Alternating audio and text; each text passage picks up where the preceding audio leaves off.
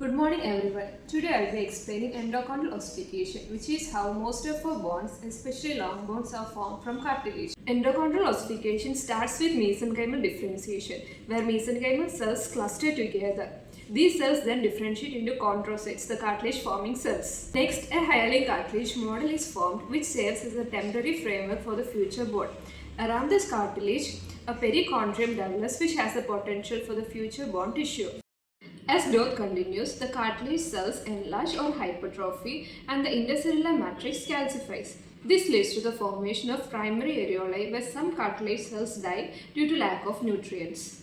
Subsequently, a secondary areolae forms, creating spaces within the calcified cartilage. Blood vessels and osteogenic cells invade these spaces, bringing in nutrients and bone-forming cells called osteoblasts. Osteoblast starts secreting osteoid, the unmineralized bone matrix. The first lamella or bone layer is formed gradually. With continued deposition, successive lamella are added, leading to the formation of mature bone tissue.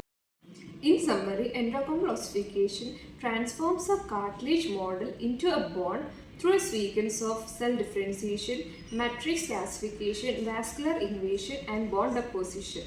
This process is essential for the development of our skeletal system and for the growth in length of our long bones during childhood.